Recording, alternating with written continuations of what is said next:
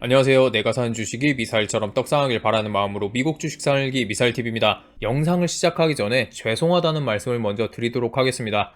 지금 위층에 살고 있는 사람이 퇴근을 하자마자 세탁기에 벽돌을 돌리는지 소음이 너무 심한데요. 약간 소리가 섞여 들어갈 수가 있으니 양해 부탁드리겠습니다. 오늘은 전반적으로 미국 증시가 하락 마감을 하면서 세배 레버리지 3대장 중 2개인 TQQQ, U-Pro 모두 하락하는 모습을 보여줬습니다. 그 와중에도 SOXL만큼은 상승 마감을 하는 저력을 보여줬는데요. 도대체 무슨 일이 있었길래 그렇게 될 수 있었을까요? 먼저 우리가 가장 관심 있어 하는 주식 중 하나인 테슬라의 실적에 대해서 먼저 말씀드리겠습니다. 테슬라는 오늘 장마감 이후에 실적 발표를 했는데요. EPS 주당 순이익은 1.05달러로 0.99달러였던 시장 예상치를 상회했지만 총 매출은 오히려 줄어들었습니다. 시장 전망치인 219.6억 달러보다 약간 낮은 214.5억 달러로 발표가 되었습니다. 그런데 생각했던 것보다 애프터장에서 많이 빠지지 않은 것 같다는 생각이 들었습니다. 왜냐하면 이미 지금 일론 머스크는 자금을 마련해야 하는 상황이며 시장은 이미 그가 주식을 대거 매도할 것이 분명하다고 생각하고 있습니다. 어닝 이슈와 오너 리스크가 겹치면서 애프터장에서 10% 이상 하락할 것이라고 생각했는데 6%의 하락만을 했습니다. 일론 머스크의 주식 매도 이슈는 이미 주가에 어느 정도 선반영이 되어 있던 것이라는 이야기겠죠. 그 다음으로 ASML이 본장 전에 실적 발표를 했습니다. ASML은 이 세계에서 가장 독보적인 반도체 회사라고 해도 무방하죠. 한 대당 2억 달러 상당의 반도체 장비를 제조하는 회사입니다. 네덜란드 기업이기 때문에 유로로 발표가 되었는데요. 매출은 57억 7천만 유로로 작년 동기 대비 10% 이상 상승을 했습니다. 순이익의 경우 17억 유로로 시장 전망치인 14억 2천만 유로보다 높게 나왔죠. 하지만 전년 동기 대비해서는 약 2% 정도 감소한 것으로 볼 수 있습니다. 실적 발표를 한 이후에 ASML의 CEO인 피터 벤링크는 미국이 중국에 대한 반도체 수출 제한을 하는 것에 대해서 네덜란드에서 수출하는 장비 수출에는 별다른 영향이 없다고 말했다고 합니다. 그렇기에 내년에 전반적으로 수출에 직접적인 영향은 별로 받지 않을 것 같다고 말했어요. 또 한 가지 덧붙이자면 ASML은 지난주에 임직원들에게 중국 고객 서비스를 중단하도록 요청을 했다고 해요. 그렇게 되면 중국 반도체 업체에서 ASML의 기술을 사용하지 못하게 되고 대만을 기반으로 하고 있는 굴지의 반도체 기업 TSMC를 추격하는 것이 불가능해질 거라고 합니다. 이렇게 미국이 반사이익을 얻게 되는 것이죠. 그런 이유로 오늘 미국 3대 지수는 전부 하락 마감을 했음에도 불구하고 필라델피아 반도체 지수만큼은 강한 모습을 보여주었는데 ASML의 호실적 발표와 반도체에 대한 희망의 불씨가 조금은 생겼기 때문이라고 생각합니다. 그렇게 되면서 SOXL도 이 힘든 장에서 힘을 내서 상승 마감을 할 수 있었죠. 자, 실적 발표를 뒤로 하고 이제는 인플레이션에 대한 이야기를 해봐야 될 것 같습니다. 오늘 에너지 섹터를 큰 폭으로 상승시킨 것은 당연히 큰 폭의 유가 상승입니다. 어제 미국의 원유 재고에 대한 발표가 있었는데요. 원유 재고는 전주 대비해서 172.5만 배럴이 감소했다고 나왔습니다. 이게 굉장히 충격적인 이유는 시장은 오히려 전주 대비해서 추가될 것이라고 예상했었는데요. 그와는 완전하게 반대가 된 것입니다. 결국 그러면서 유가는 큰 폭으로 상승했고 에너지 섹터도 동시에 급상승을 했습니다. 인플레이션을 어떻게든 잡기 위해서 중간 선거를 앞둔 바이든이 전략 비축률을 1,500만 배럴 추가 방출할 것이라면서 유가를 안정시키려고 하고는 있지만 바이든이 무슨 짓을 하던 간에 모든 것들이 도와주지 않고 있는 상황입니다.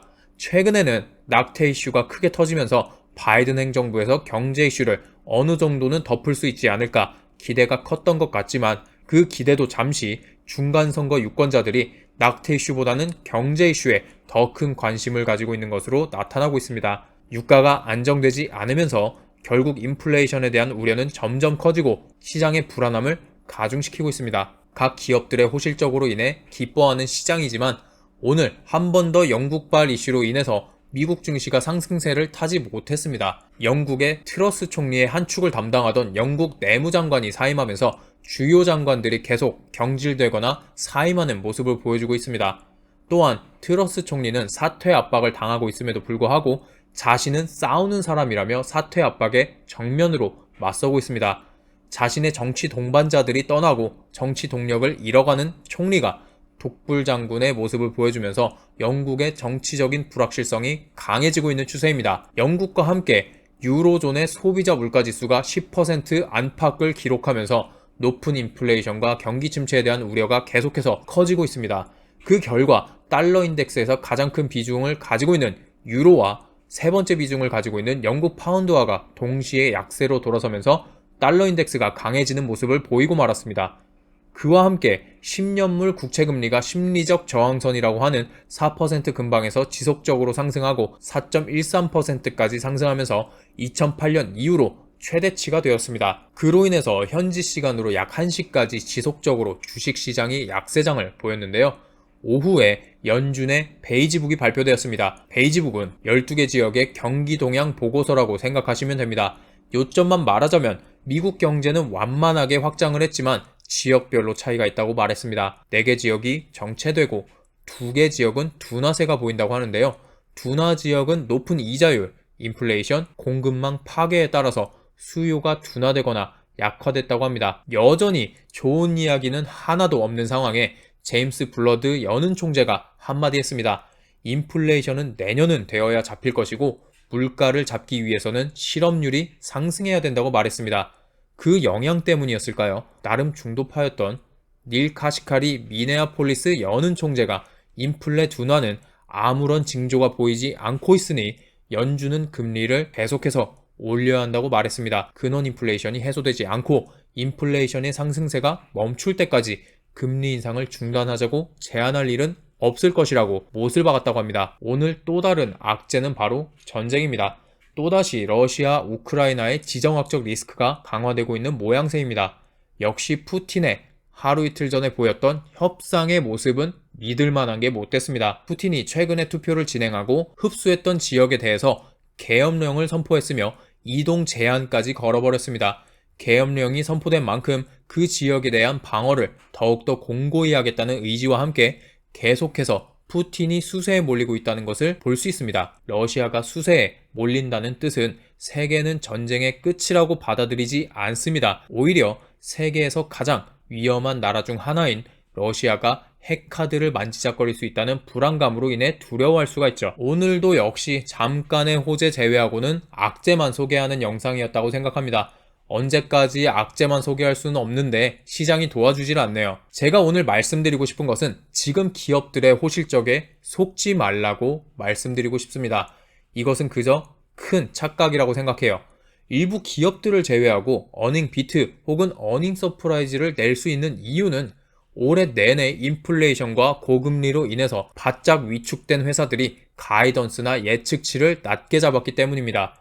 실제로 자료에 따르면 지금까지 3분기 실적을 보고한 기업 중 69%만이 예상보다 높은 실제 주당 순이익을 기록했다고 합니다. 이것은 최근 5년간의 평균치인 77%보다 낮은 수치이며 추정치를 상회한 기업들 중 수익 상회는 추정치보다 0.1%밖에 높지 않았다고 합니다. 그래도 추정치보다 높으면 잘한 것 아니냐 할 수 있는데 최근 5년간 평균은 8.7%였습니다. 어마어마하게 하락한 상황입니다. 그러니까 기업들의 실적이 좋게 나왔다고 해도 마냥 좋게만 생각할 게 아니라는 말입니다.